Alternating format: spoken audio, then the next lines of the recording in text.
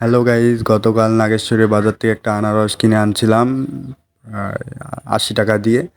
তো আনারসটা কীরকম আছে একটু টেস্ট করব, নিজে হাত দিয়ে কাটতেছি। মানে আনারসের আগে কাটি নাই, এই প্রথম কাটতেছি, কাটা শিখতে হয় সব কিছু। তার সাথে আমাকে সাহায্য করছে আমার মা আর আপু আছে। আপু ক্যামেরাম্যান হিসেবে ছিল, সব পুরো প্রসেসটা বলে দিচ্ছে আর আমি নিজ হাত দিয়ে কাটতেছি আর কি। এর আগে আনছিলাম একটা, স্বাদ হয়নি, দুইটা আনছিলাম, স্বাদ হয়নি, তারপর আবার নতুন করে গতকাল আনছিলাম এটা। দেখা যাক আজকে টেস্ট করে দেখবো কেমন লাগে। তো কাটা প্রায় শেষের দিকেই।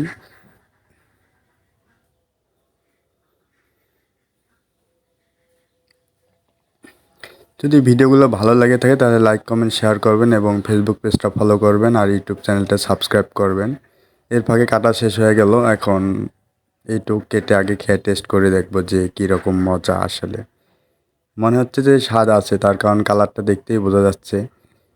এটা নাকি মধুপুরের আনারস, তো মধুপুর যাওয়া আসা করা কিন্তু আনারস আনা হয়নি। আনারসের স্বাদটা কিন্তু অস্থির ছিল ভাই, অস্থির।